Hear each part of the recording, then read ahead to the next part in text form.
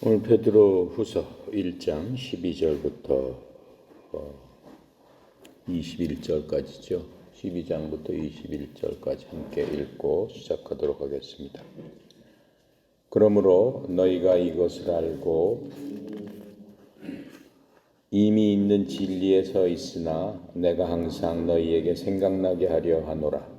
내가 이 장막에 있을 동안에 너희를 일깨워 생각나게 함이 옳은 줄을 여기노니 이는 우리 주 예수 그리스도께서 내게 지시하신 것 같이 나도 나의 장막을 벗어날 것이 임박한 줄 알미라. 내가 힘써 너희로 하여금 내가 떠난 후에라도 어느 때나 이런 것을 생각나게 하려 하노라.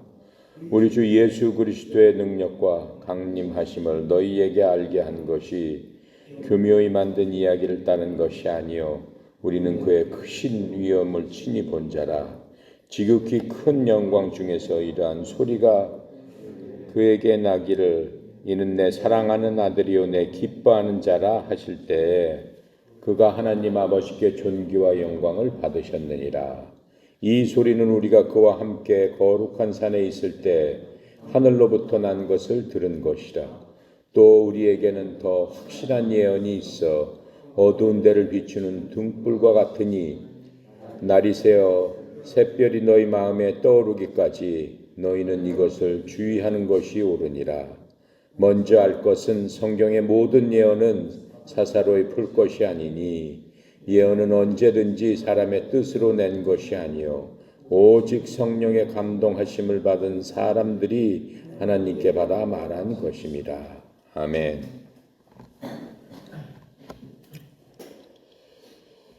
오늘 읽은 것을 보면 베드로가 조금 있으면 죽는다라고 얘기하고 있어요. 나는 이제 조금 있으면 이 세상을 떠난다 라고 지금 얘기하고 있습니다. 그러니까 이 모든 게 베드로의 유언의 말씀입니다. 그렇게 하면서 여러 가지로 걱정한 모습과 또 이 성경 기록은 도대체 누가 쓴 것이냐라고 한 것에 대한 우리에게 확신을 주고 있습니다. 그래서 성경 기록이라는 것은 신화처럼 여러분 로마 그리스 신화를 젊었을 때 누구나 다 읽어보죠. 그러면은 그 신들을 묘사를 합니다. 세상을 다스리고 세상을 만들고 그 다음에 그 인간이 상상하는 모든 것들을 총동원해서 도대체 세상과 바다 뭐 이런 것들 만물이 어떻게 만들어지고 어떻게 운행되는가 또 그것을 지배하는 것은 어느 신인가 라고 하는 것들을 로마 그리스 시대 바로 이 베드로가 있었던 이 시대 흥망했던 아주 사람들이 열광했던 그러한 이야기를 사람들이 상상을 통해서 써놨던 그런 것들과 비교해서 지금 얘기를 해주고 있습니다. 오늘 읽은 거 12절부터 15절까지는 무슨 얘기냐면은 사람은 죽지만 하나님의 말씀은 영원히 살아있다라고 하는 겁니다. 또 이 전체적으로 보면 21절까지 무슨 말을 하고 있냐면은 이 잘못된 가르침을 지금 얘기하고 있어요. 이 예수님의 말씀이 거의 신화다라고 이것은 뭐 거짓말이다, 사람이 꾸며낸 얘기다. 이렇게 가르치는 사람이 그 당시에는 있었단 말이죠. 그러면서 믿는 사람들의 믿음을 흔들어 놓는 그런 사람들이 있어요. 지금도 있습니다. 신학자 중에서도 있습니다. 창세기 1장에 나오는 것, 하나님께서 24시간 안에 하루에 무엇을 만들고 하늘과 땅을 만드셨습니다. 또 어느 날은 그 물고기를 만드시고 어느 날은 그 식물들을 만드시고 동물을 만드시고 하늘과 별을 만드시고 이 모든 천체를 만드셨습니다 라고 했는데 그건 다 그냥 상상적으로 하는 얘기고 그거 아닙니다. 이렇게 신학자들이 가리키는 사람도 지금도 있다라고 하는 거예요. 어리석은 사람들이죠. 그러한 잘못된 가르침에 대해서 지금 베드로가 얘기하고 있는 겁니다. 믿음이 충만한 사람들은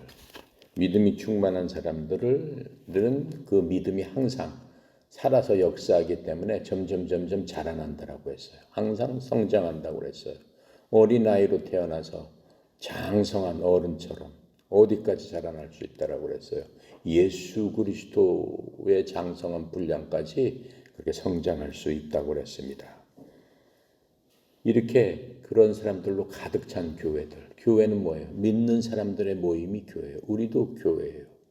이러한 교회에서는 이렇게 기독교를 위장해가지고 진실된 그 진리의 말씀을 벗어나게 하는, 배교하게 하는 그러한 집단과는 확연히 다른 거죠. 오직 그리스도인들, 믿는 그리스도인들, 성장한 그리스도인들의 삶은 어디에 기초를 두고 있는 것이겠습니까? 하나님의 말씀 위에 기반을 두고 있을 때만 성장할 수 있어요. 왜 그래요? 그 성장의 원리는 말씀을 먹을 적에 말씀이 영양분이기 때문에 말씀 없이는 성장할 수 없다라고 하는 거죠. 자, 그래서 이러한 거짓 선생들은 주로 사람들을 어떻게 미혹하고 있습니까? 성경의 말씀보다는 사람들이 흥미를 갖고 있는 것. 난 지옥 갔다 왔습니다. 나 지옥 갔다 와 보니까 정말 어떤지 모르겠어요. 나 예수님을 만났어요. 예수님께서 앞으로 어떻게 될 것이라고 분명히 나한테 말씀해 주셨어요. 나 천국 갔다 왔어요. 천국 갔다 왔는데 정말 어떻게 생겼더라고요. 여러분 내 말을 믿으십시오 라고 하면서 사람들을 미혹하는 사람들이 있다라고 해요. 그런데 그런 사람, 보통 사람들은 그런 거에 굉장히 흥미가 있어요. 너무나 그런 얘기를 듣기를 좋아합니다. 그런 무슨 집회를 해가지고 그 사람들이 얘기하는 거에 사람들이 벌떼처럼 모여가지고 그 얘기를 듣기를 원하는 게 사람의 심리입니다. 그래서 거짓 선생들은 그런 것들을 이용해서 사람들을 미혹합니다. 미혹해서 어떻게 해요? 거룩한 소망, 하나님께서 주시는 그러한 소망으로부터 멀어지게끔 마귀의 자식이 되게끔 그렇게 한다라고 하는 겁니다. 그래서 이렇게 주관적인 자신이 무엇을 봤다 무엇을 했다 하나님을 만났는데 내가 지옥을 갔었는데 천국을 갔었는데 뭘 했는데 그런 경험에 의지하는 것은 굉장히 위험한 일이죠. 그렇게 하면 안 된다라고 하는 것을 지금 얘기하고 있습니다. 그리고 이 베드로 후서 이제 1장 이제 후반부로 가는 거죠. 후반부에서는 이러한 그리스도인의 경험과 하나님의 말씀 안에 있는 계시에 관해서 얘기하고 있어요. 자기가 실제로 봤던 그 경험, 하나님을 만난 경험, 거기에 대해서 확신을 주면서 하나님의 말씀과 이제 비교를 하면서 얘기를 해주고 있습니다. 그래서 이 베드로의 목적은 하나님의 말씀을 아는 것과 그 말씀에 온전히 우리가 의지하실 적에 얼마나 중요한가를 설명해 주고 있습니다. 자, 그러면서 어떻게 했어요? 베드로는 하나님의 말씀을 사람들과 또 사람이 겪는 어떤 경험과 이러한 세상의 일들과 비교하면서 주님에 대한 믿음과 또 하나님의 말씀에 대한 영원성을 지금 강조하고 있는 겁니다. 자, 12절 보겠습니다. 그러므로 너희가 이것을 알고 이미 있는 진리에서 있으나 내가 항상 너희에게 생각나게 하려 하노라. 그러므로 너희들이 비록 지금 이것들을 알고 현재 진리에 굳게 서 있을지라도 너희가 항상 그것들을 기억하게 하는 일을 내가 게으르지 않고 너희에게 알려주려고 한다라고 지금 얘기하고 있는 거예요. 죽는 순간까지도 열심을 내서 내가 너희들한테 확신을 주려 하노라라고 지금 얘기하고 있습니다.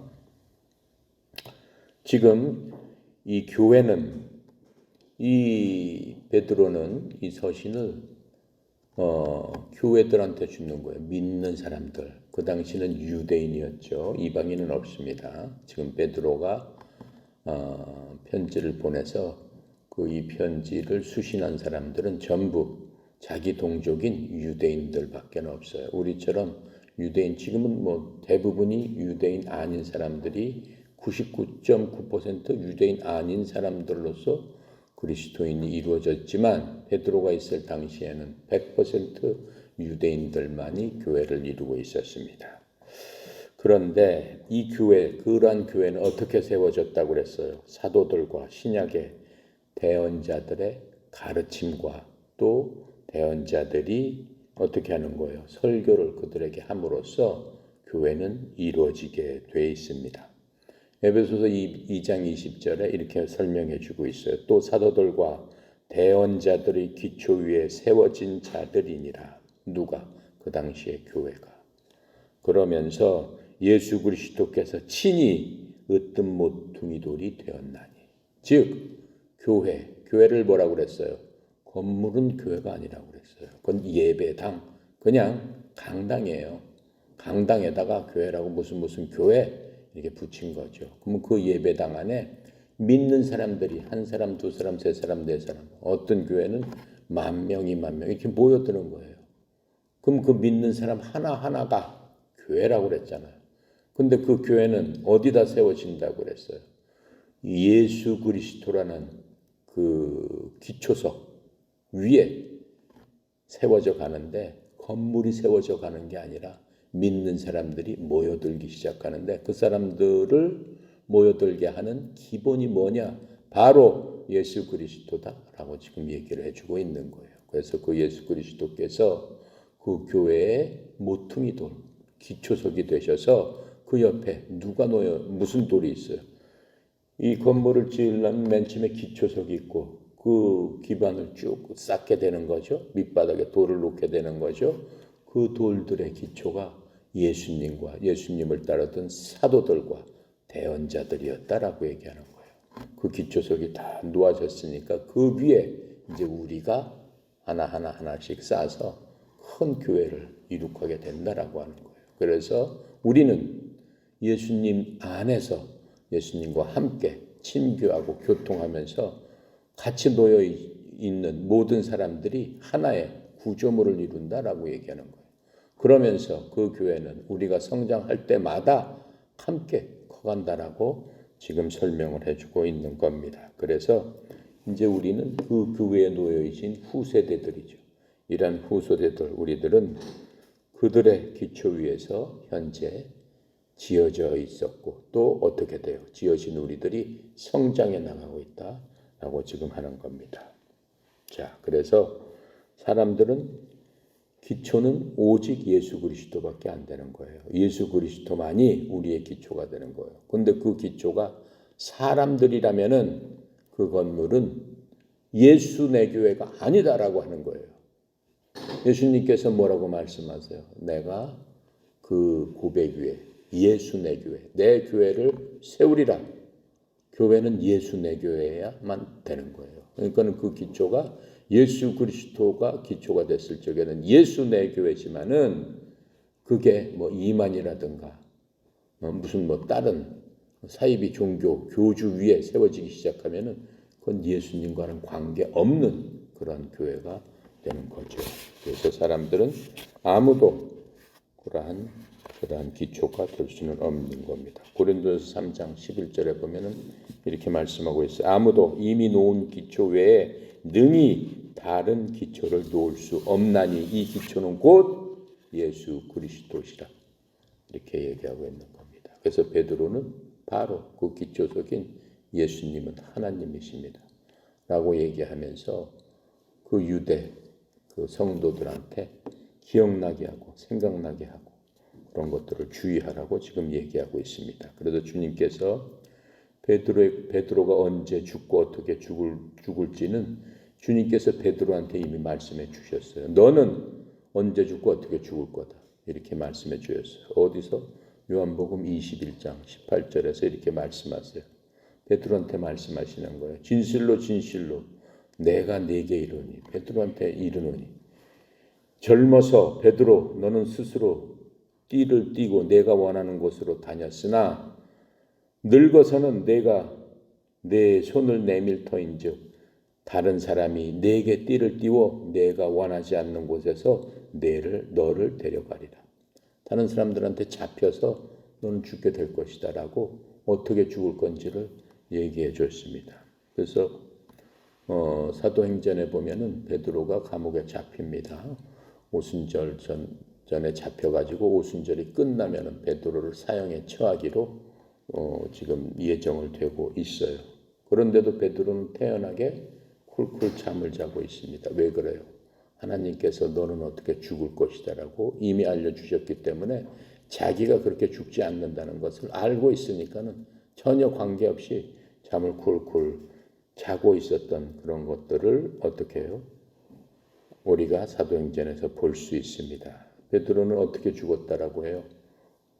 그 말이 맞는지는 모르지만 기록은 없습니다. 베드로는 로마에서 십자가 처형을 당했다. 그런데 베드로가 스스로 주님께서는 십자가에서 똑바로 달렸지만은 나는 주님처럼 그렇게 죽을 수 없는 그러한 존재다. 나를 거꾸로 매달아라. 그래서 십자가에서 거꾸로 매달려서 죽었다라고 전승을 통해서 얘기하고 있습니다. 자, 그래서 베드로가 지금 이 베드로 서신을 썼을 적에는 이러한 베드로가 사역을 했는데 자기 유대인 그 성도를 위한 사역을 했는데 세 가지 그 동기가 있었어요. 쓰게 된 동기가. 첫 번째는 그리스도 명령에 대한 순종을 내가 하겠습니다. 라고 하는 뜻으로 이렇게 쓴 겁니다. 12절에 내가 게으르지 아니하리라. 즉 내가 항상 너희에게 생각나게 하려고 하노라. 원문에 보면은 내가 너희에게 게으르지 아니하리라 이렇게 나와 있어요. 생각나게 여기서는 우리 성경에서는 생각나게 하려 하노라 이렇게 지금 얘기하고 있습니다. 그래서 베드로가 회심했을 적에 주님을 믿고 주님 앞에 의지했을 적에 주님께서 베드로에게 이 말씀을 하시죠. 내 형제들을 강하게 하라라고 베드로한테 주시는 명령의 말씀이 있었습니다. 누가복음 22장 32절에 바로 그 말씀을 하고 계세요. 내가 너를 위하여 내 믿음이 쇠하지 않도록 기도하였음즉 주님께서 베드로한테 해주신 거예요. 너는 돌이킨 뒤에 내 형제들을 강하게 하라. 이렇게 말씀하십니다. 13절 보겠습니다. 내가 이 장막에 있을 동안에 너희를 일깨워 생각나게 함이 옳은 줄 여기노라. 두 번째 바로 동기가 나오는 겁니다.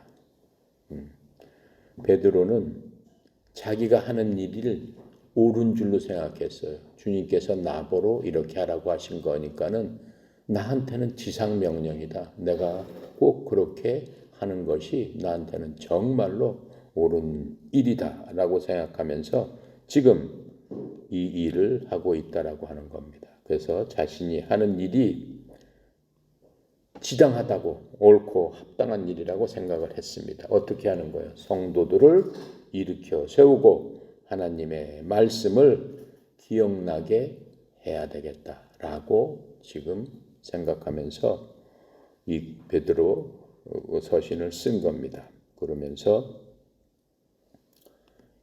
이 15절에 보면은 맨 끝절에 뭐라고 그래요? 내가 생각나게 하려 하노라. 생각나게 하려 하겠다라고 하는 의미로 이 서신을 썼다라고 하는 겁니다. 생각나게 한다. 즉, 이 다른 성경에 보면은 애쓴다라고 써 있어요. 그래서 자기가 그 모든 일들을 애써서 이 일들을 한다. 즉, 자기는 최선을 다해서 부지런히 이 자기 성도들한테 이 모든 것들을 하겠다라고 지금 생각하면서 쓰고 있다라고 하는 겁니다. 13절에 내가 이 장막에 있을 동안에 너희를 일깨워 생각나게 함이 옳은 줄로 여기노라. 베드로가 그 장막이 뭐예요? 영어로는 태버나클 이렇게 돼 있어요. 장막, 태버나클. 태버나클이라고 했는데 지금 이 태버나클은 자기 그 몸을 얘기하는 겁니다. 장막에서 이제 벗어난다라고 하는 얘기는 죽는다는 얘기예요. 결국은. 그래서 이 13절에 참으로 내가 이 장막에 있는 동안에 너희가 기억나게 하여, 자기가 죽기 전에 무엇인가 성도들에게 자기가 갖고 있는 모든 것들을 쏟아부어서 뭘 기억나게 한다는 거예요. 하나님의 말씀, 하나님 예수님께서는 어떤 분이신가, 자기가 갖고 있던 예수님에 대한 모든 것들을 죽기 전에 제자들 또 성도들한테 자기가 반드시 남겨야 되겠다라고 지금 하고 있는 거죠. 그렇게 해서 너희들을 일깨우는 것이 자기의 사명인 줄로 생각하노라, 지금 이렇게 얘기하고 있습니다. 베드로가 지금 이 말씀대로 하면은 자기는 곧 죽는다라고 하는 것을 알고 있다는 것을 우리가 알 수 있습니다. 그래서 자기가 너무 늦기 전에, 바로 죽기 전에 자신이 그 맡은, 주님께서 뭐라고 얘기했어요? 제자들한테 사명을 주셨잖아요. 대위임. 주님께서 주신 그 큰 사명, 그것을 대위임이라고 그러죠. 너희는 어떻게 해요? 예루살렘과 사마리아와 땅끝까지 가서 내 복음을 전해라. 그게 주님께서 마지막으로 제자들한테 주신 큰 사명이에요. 큰 대위임이에요. 그래서 대위임의 사명을 자기가 죽기 전에 반드시 하겠다. 왜 그래요? 주님께서 그 사람들을 베드로와 모든 제자들한테 맡겼지 않습니까? 그래서 베드로가 죽기 전에 성취하려고 원했던 것이 12절, 지금 13절, 15절에 그 기억나게 하는 것들, 바로 그것들을 지금 얘기하고 있는 겁니다.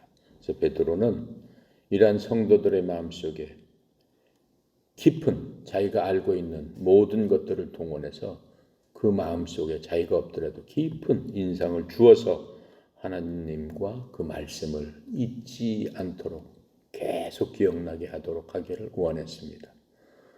물론 사도들은 특별한 사람들이었죠. 하나님은 직접 보고 3년 반 동안을 따라다니면서 온갖 기적과 하나님의 본성에 사실은 참여했던 사람들입니다. 그러니까는 자기들이 갖고 있었던 생생한 그런 체험과 이런 모든 것들을 후세 사람들, 보지 못했던, 동시대에 살았지만은 자기들과 같은 그런 실제 경험하지 못한 사람들에게 생생하게 지금 남겨주기를 그냥 자기 스스로 간절히 바랬던 겁니다. 자, 그래서 이 베드로는 사람의 마음이라는 게 어떠한 사실에 익숙해지게 되면은 그런 것들을 그냥 당연히 믿는데 그것이 꼭 진실은 아니다라고 하는 거예요. 그러니까 어떤 경우에 사람들이 꼭 기억할 것은 기억하지 않고 기억하지 말아야 될 것은 기억하고 하는 그런 경우가 있기 때문에 베드로가 이렇게 거듭거듭 얘기를 하고 있는 겁니다. 그래서 이 주님께서는 우리한테 무엇을 주셨어요? 그리스도를 믿는 모든 사람들에게 하나님의 사랑을 부어 주셨는데 그 사랑이 뭐예요? 그 가장 특별한 사랑이 우리 마음속에 또 다른 하나님, 성령 하나님을 부어 주셨다라고 했어요. 내가 너희들과 같이 있을 때보다 내가 떠나가는 게 너희들한테는 더 유익이다, 이렇게 말씀하셨죠. 왜? 내가 가면은 보혜사 성령님께서 너희 속에 있을 것이기 때문에, 언제까지? 너희들이 나한테 올 그때까지 그 보혜사 성령님께서 너희들을 인도해서 내게로 오실 것이다 라고 했기 때문에 이 성령님께서 믿는 사람들, 이 교회에 주어진 이유 중에 하나가 바로 성도들이 이미 배운 것을 어떻게 하기 위해서, 기억나게 하기 위해서 성령님께서 우리 마음속에 주어졌다라고 하는 겁니다. 그 말씀을 요한이 설명해 주고 있죠. 요한복음 14장 26절에 보면은 위로자 곧 하나님께서 내 이름으로 보내실 성령님, 성령님도 하나님의 세 위 중에 한 위입니다. 성부, 성자, 성령, 성령님도 하나님이시죠.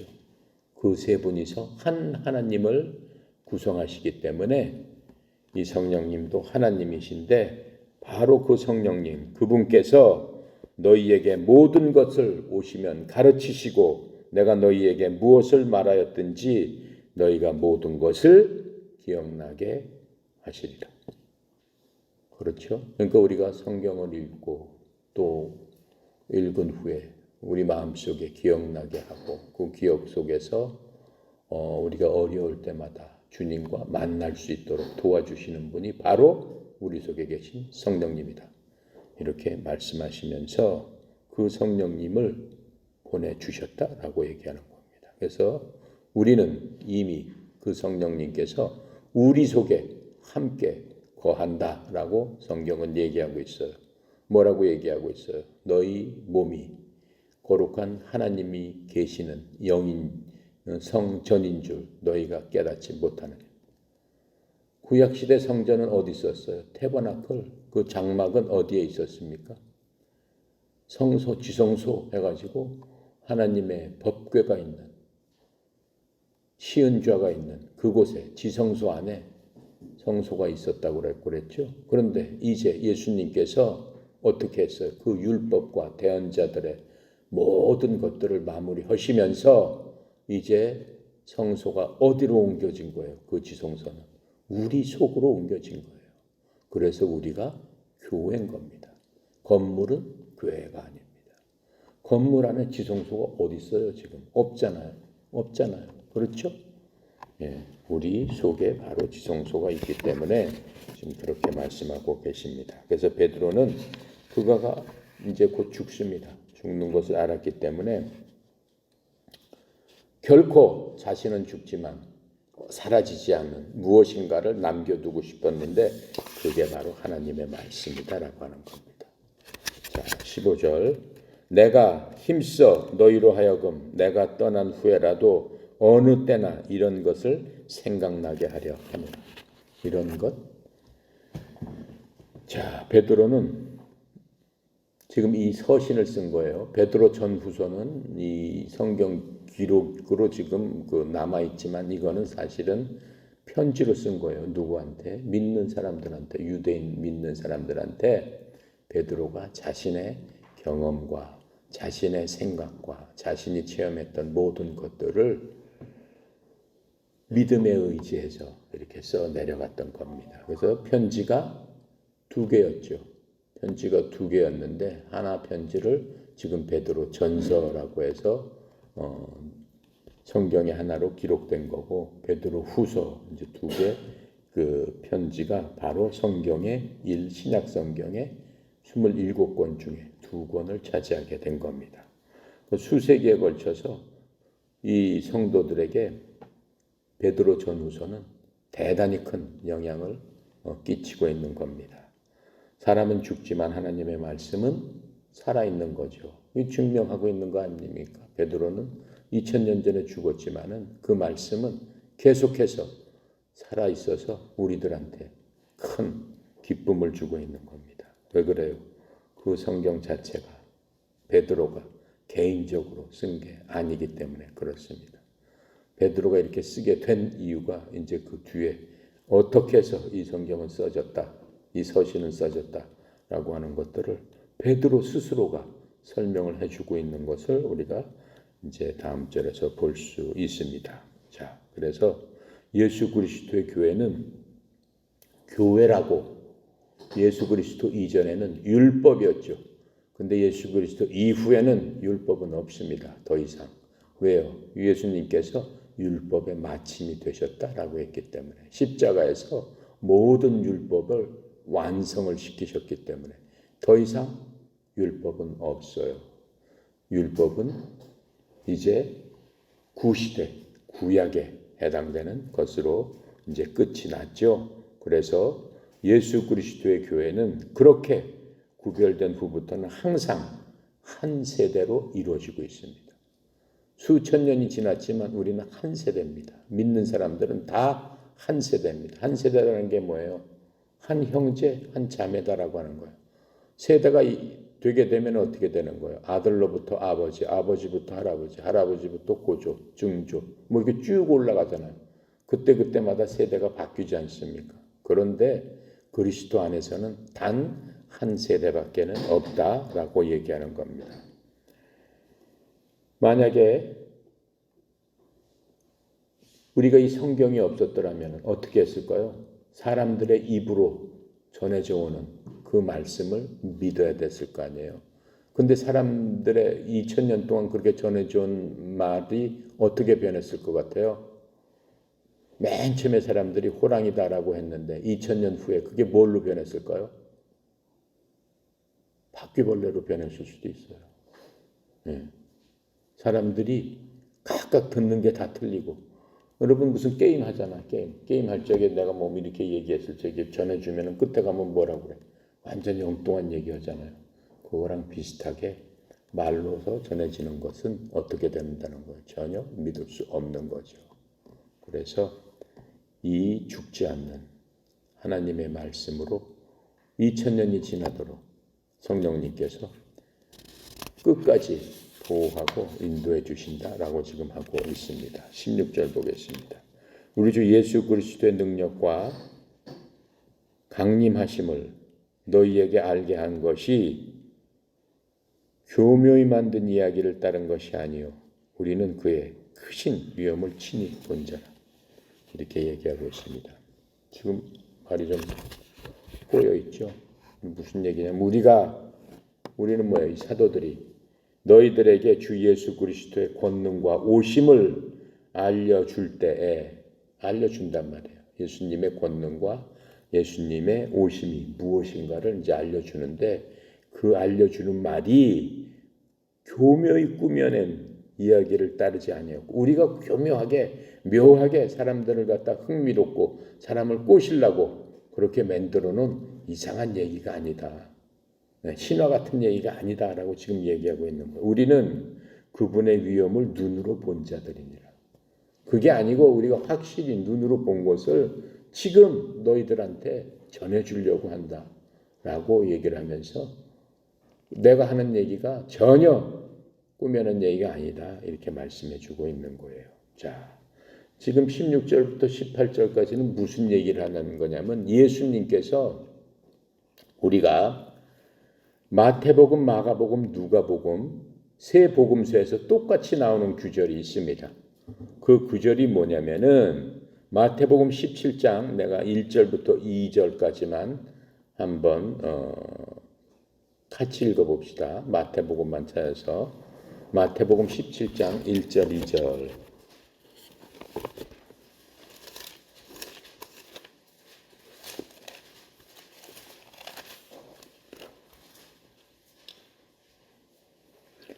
찾으셨어요? 신약 28페이지입니다. 마태복음 17장 1절 2절 함께 읽겠습니다.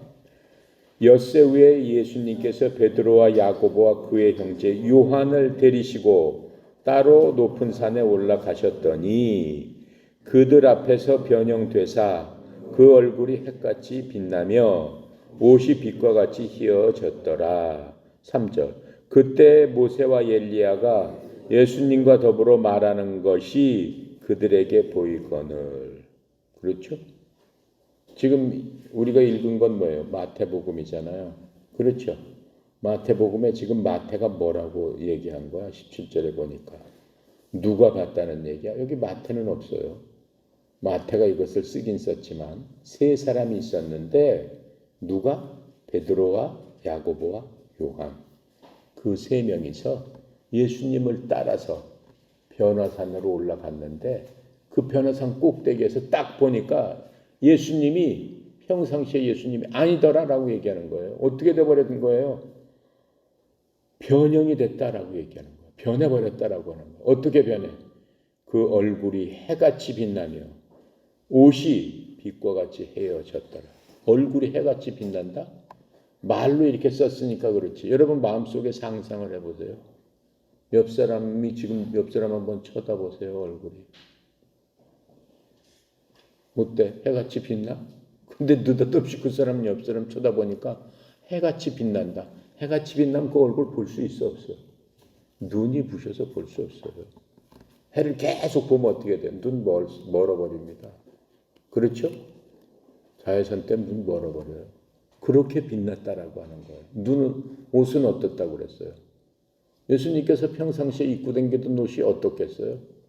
예수님은 가난한 분이셨기 때문에 뭐 좋은 옷 걸치셨겠어요? 아니죠.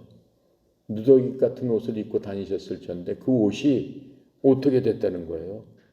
빛과 같이 휘어졌더라. 그것을 본 거예요. 누가? 바로 베드로 전후서를 쓰고 있는 베드로가 누구와 함께? 야고보와 요한과 함께 그렇게 봤다라고 하는 거예요. 근데 그 모습을 쓴 거는 실제로 누구예요? 지금 베드로 전서에서도 베드로 후서에서도 베드로가 이제 쓰지만은 이 마태도 이렇게 쓴 거예요. 그래서 이 광경을 이 마태하고 마가하고 누가하고 셋이서 썼습니다. 요한은 봤지만은 요한복음에서 우리가 이 말은 없어요. 요한복음. 자, 그렇게 해서 지금 이 절을 얘기하는 겁니다. 예수 그리스도의 이런 변화의 초점을 지금 맞추면서 얘기를 하고 있습니다. 그래서 이 변화산에 있었던 그 산, 예수님께서 그 안에서 또 누구를 만났다고 그랬어요? 모세와 엘리야를 만났다라고 했어요. 그렇죠? 모세와 엘리야, 1500년 전의 사람을 만난 거예요. 그러니까 베드로가 깜짝 놀라지 않겠어요? 모세하고 엘리야, 1500년 전의 사람이 예수님하고 그렇게 변화돼서 나타나서 셋이서 말씀하는 걸 보고 기절초풍할 노릇이죠. 자, 그래서 이제 베드로가 변화산에 있었던 자신의 경험에 대해서 지금 얘기해 준 게 바로 이제 16절부터 얘기를 하는 거예요. 자, 그래서 여기서 우리는 너희에게 이렇게 얘기하고 있죠. 지금 여기서 우리는 누구예요? 바로 변화산에 있었던 베드로, 야고보, 요한을 지금 얘기하고 있는 거예요. 우리가 너희들에게 이렇게 얘기하고 있는 거예요. 그들이 변화산에서 주님과 함께 있었던 우리들, 바로 그 얘기를 하고 있는 겁니다. 이 말씀에 대해서 요한이 하나가 써놓은 게 있어요. 요한은 실제적으로 같이 있었지만은 마태가 설명한 것처럼 베드로가 설명한 것처럼 그 상세한 모습을 쓰지 않고 요한이 그 모습을 보고 쓴 게 요한복음 1장 14절 말씀이에요. 뭐라고 썼냐면은 이렇게 썼어요. 말씀이 육신이 되어 우리 가운데 거하시네. 말씀이 육신이 되어 우리 가운데 거하시네. 이렇게 썼어요. 그러면서 우리가 그분의 영광을 보니 아버지의 독생하신 분의 영광이요 은혜와 진리가 충만하더라. 이렇게 썼어요. 굉장히 영적으로 그냥 썼어요. 여기서 우리가 그분의 영광을 보니 언제 봤다는 얘기예요? 우리가 봤다라고 얘기했어. 누가 봤다는 얘기야? 베드로하고 요한과 야고보가 변화산에서 내가 베드로하고 야고보가 있었는데 우리 셋이서 그분을 보니 자기 얘기를 쓴 거예요. 보니 어쩌다는 거예요? 아버지의 독생하신 분의 영광이요. 즉 내가 보니까 그분은 하나님이었더라. 그분은 하나님의 아들이었더라. 라고 하는 것들을 요한복음 1장 14절에서 그렇게 고백하면서 쓴 겁니다. 자, 요한은 그렇게 썼습니다. 그래서 이 세 명의 제자들은 자신들의 경험, 예수님을 변화의 산에서 보았고 모세와 엘리야를 봤던 그 경험을 주님께서 조용히 하라고 그랬어요. 얘기하지 말라고 그랬어요. 언제까지? 주님께서 십자가에서 돌아가시고 묻히신 다음에 내가 부활할 때까지 너희들 어떻게? 조용히 해라. 말하지 마라. 이렇게 말씀하셨어요.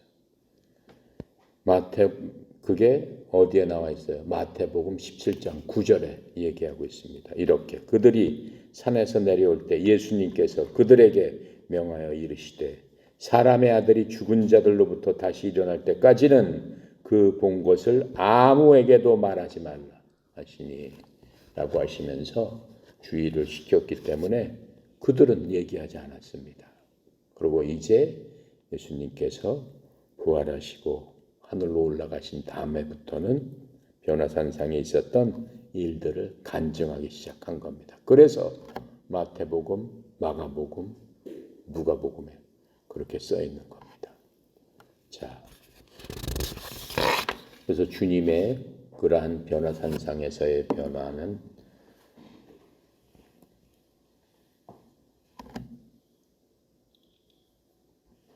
그들이 본다음에, 그 제자들이 본다음에, 그 제자들한테는 그 예수님의 변화를 본다면 뭐가 달라졌을까요? 첫 번째는 예수 그리스도에 대한 베드로의 증언입니다. 베드로가 그 예수님을 본 다음에는 완전히 달라져 버렸어요. 베드로는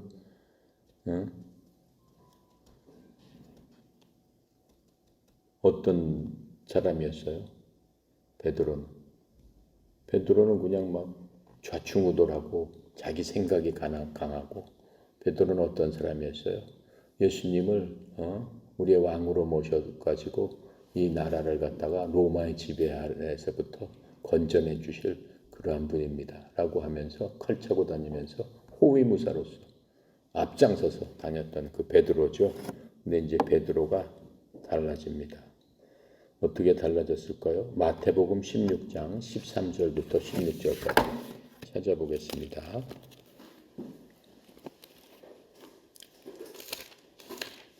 마태복음 16장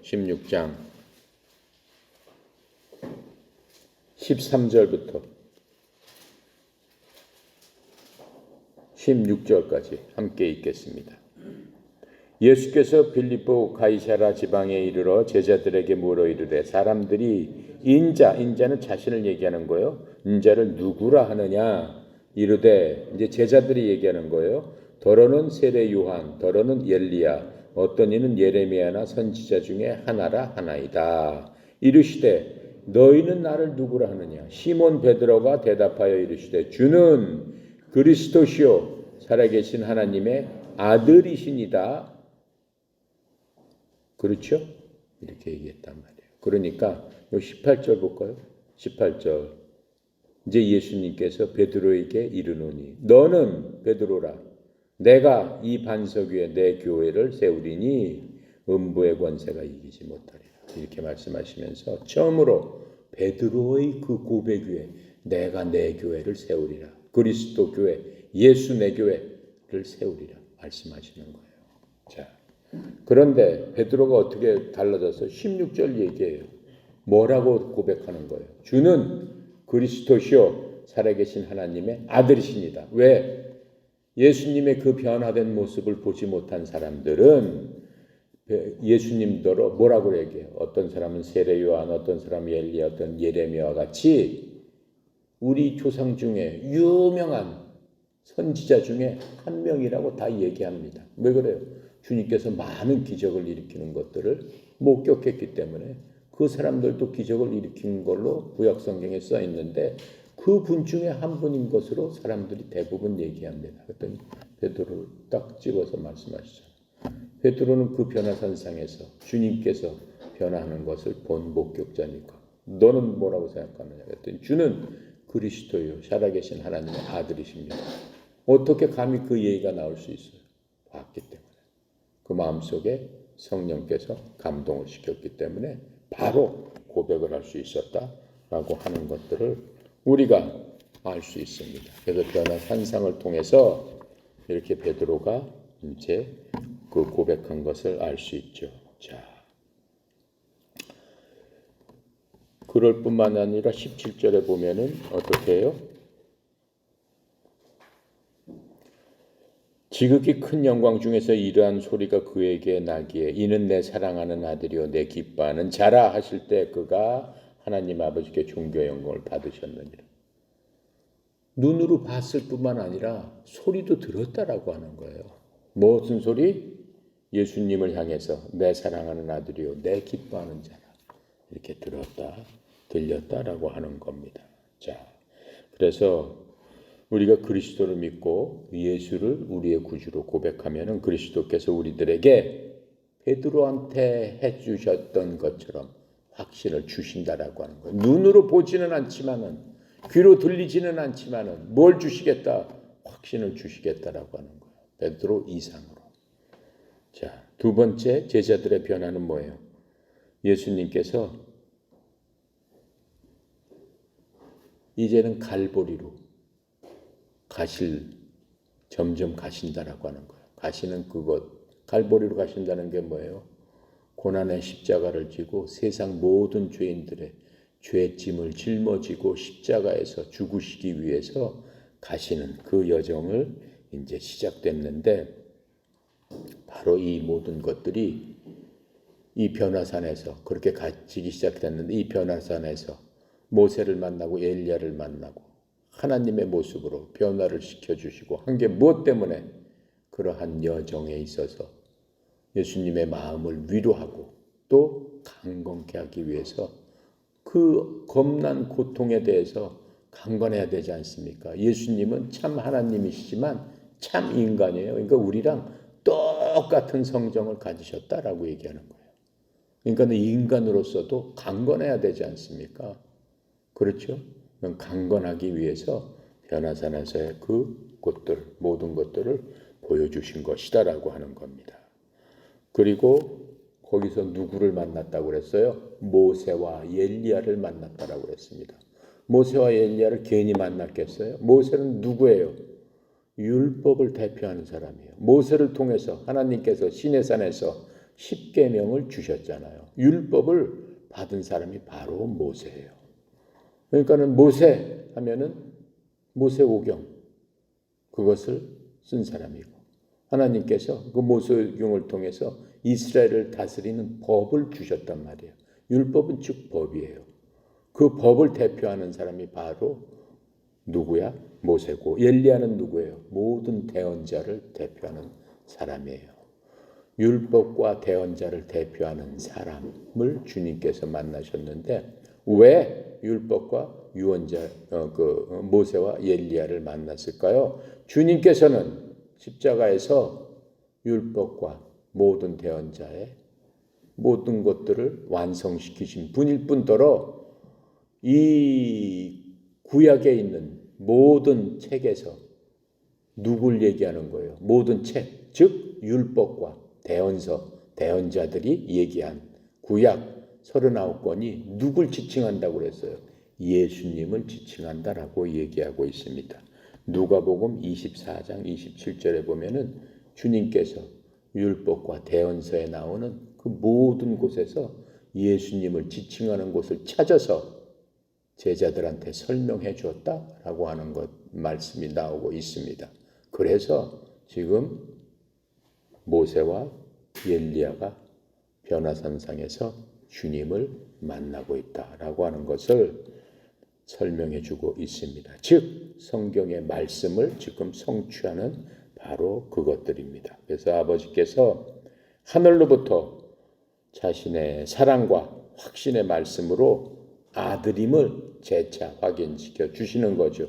이는 내 사랑하는 아들이라 라고 하면서 마음속에 확신을 지금 시키신 겁니다. 그래서 이러한 예수님의 변화는 우리가 하나님의 뜻 안에 있을 적에는 고난이 영광으로 바뀐다는 것을 우리에게 베드로를 통해서 다시 한번 보여주고 있는 겁니다. 그래서 우리는 항상 그리스도를 닮아가는 거고, 우리가 성장하면은 그리스도의 장성한 분량까지 자라가는 자이기 때문에 우리도 그리스도가 모범이 됐을 적에 주님께서는 예수님을 이 땅에서 보호하신 것처럼 우리를 보호해 주신다라고 하는 것들을 지금 베드로가 얘기하면서 너희들 잊지 말아라 다시 한번 얘기를 해주는 겁니다.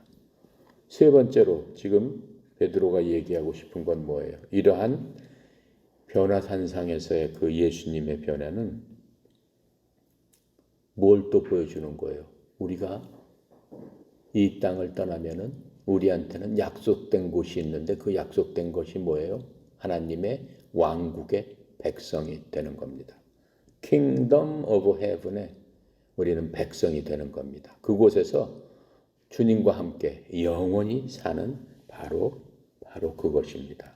거기와 관련이 있다라고 하는 겁니다. 그것을 보여주는 것이다라고 지금 얘기하고 있어요. 거기를 언제 소개하고 있어요? 마태복음 16장 28절에 바로 얘기를 해주고 있어요. 진실로 예수님께서 하시는 얘기예요. 내가 너희에게 이르노니 여기 서 있는 사람들 중에 죽음을 맛보기 전에 하나님의 아들이 자기 왕권을 가지고 오는 것을 볼 자들도 있느니라. 죽기 전에 예수님께서 하나님의 권세를 갖고 오는 것을 볼 자들도 있다라고 얘기했어요. 누가 봤어요? 제자 중에. 변화산상에 있는 그 세 제자가 봤잖아요. 보여주셨잖아요.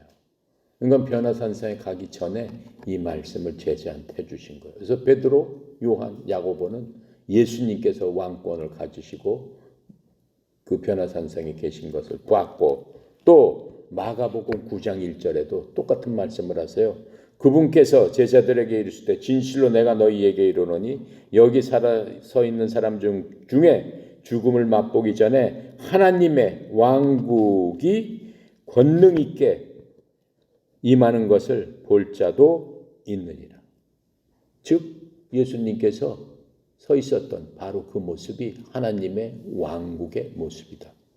우리도 그때 서 있는 누가 서 있었다고 그랬어요? 모세와 엘리야처럼 똑같이 그런 모습으로 서 있을 것이다. 누구와 함께?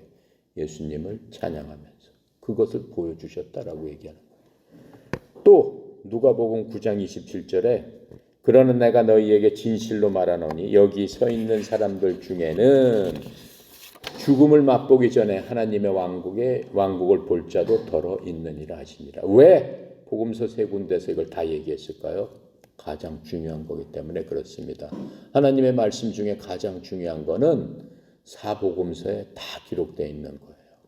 자, 그래서 지금 이 말씀은 엄청난 중요하다라고 하는 거예요. 그래서 예수님께서는 제자들 중에서 어떤 사람은 죽기 전에 하나님의 왕국을 볼 것이라고 지금 복음서에서 이렇게 얘기해 주었고, 실제로 그들은 드러난 그 변화산상에서 예수님의 모습과 이미 죽었던 모세와 엘리야가 주님과 함께 있는 그 모습을 보여준 거예요. 자, 그래서 이러한 그 베드로 그 당시에 잘못된 거짓 교사들은 어떻게 뭐라고 얘기를 했어요? 사람들한테 그리스도께서 다시 오신다는 얘기는 거짓이다. 이렇게 선동을 했습니다. 그건 생 거짓말이다. 예수님께서는 다시 오시지 않는다. 그래서 거짓말로 했고 교묘히 지금 꾸며낸 얘기로 사람들을 교란시켜가지고 사람들이 받을 축복을 갖다가 어떻게 하는 거예요? 무지막지하게 강탈하는 그러한 사탄의 사탄의 일들을 하고 있는 것에 대해서 이 베드로가 자기가 본 것, 이런 모든 것들에 대해서 기억나게 하면서 너희들 절대로 거기에 속아 넘어가면 안 된다라고 얘기를 하고 있습니다. 디모데 4장 7절에서 바울이 이렇게 설명하고 있어요.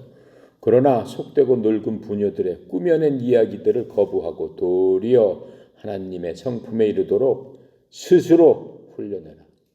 훈련하라는 게 뭐예요? 리마인드 해라. 계속 기억하고 하나님의 말씀이 어땠던가라고 하는 것들. 사도들을 통해서, 그렇죠? 거룩한 자들을 통해서 주님께서 알려주시는 그것들을 계속 기억해라. 왜 그래요? 이 당시에 성경은 완전히 기록되어 있지 않았어요. 우리는 지금 성경, 신약 성경 27권을 다 갖고 있지만 베드로가 있을 당시에 신약 성경은 없었어요. 거의 없었어요. 복음서나 조금 있었을지도 모르지만은 그때는 인쇄술도 없었고 그냥 사람들이 손으로 베껴 써야 되는 거기 때문에 그렇게 흔하게 볼 수 있는 그런 때가 아니었어요. 그렇기 때문에 더욱더 이렇게 베드로가 기억나게 하려고 하는 거고 그 말씀을 거짓 교사에 의해서 속지 말아라라고 계속 얘기해 주고 있습니다. 자, 17절부터는 다음 시간에 하도록 하겠습니다.